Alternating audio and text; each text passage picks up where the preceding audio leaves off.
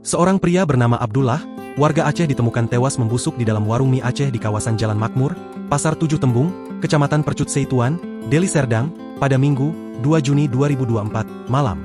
Kanit Reskrim Polsek Medan Tembung, AKP Japri Binsar Simamora membenarkan penemuan mayat Abdullah tersebut.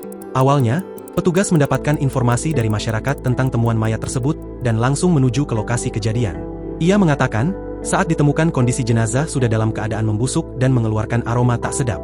Diperkirakan sudah 1 bulan jasadnya, sebutnya. Japri menjelaskan, saat ini pihaknya melakukan penyelidikan terkait penyebab kematian korban. Lebih lanjut, ia mengungkapkan bahwa saat ini jenazah korban sudah dievakuasi ke Rumah Sakit Bayangkara Medan. Amatan Tribun Medan dari foto yang beredar, jenazah korban ditemukan tergeletak dalam posisi terlungkup. Jasadnya ditemukan di dalam kamar yang kondisinya berantakan.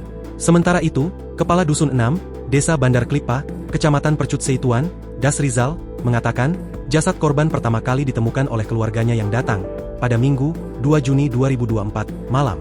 Pertama kali menemukan ada saudaranya atau kawannya gitu yang datang. Dia buka kunci dari luar, kata Das Rizal kepada Tribun Medan, Senin, 3 Juni 2024. Ia mengatakan, sebelum ditemukan tewas korban sudah menghilang sekitar 2 minggu.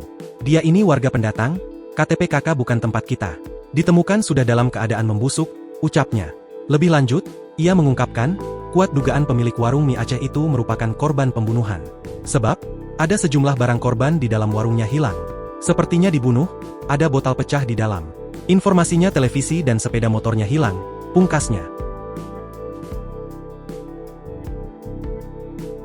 Download Tribun X sekarang, menghadirkan lokal menjadi Indonesia.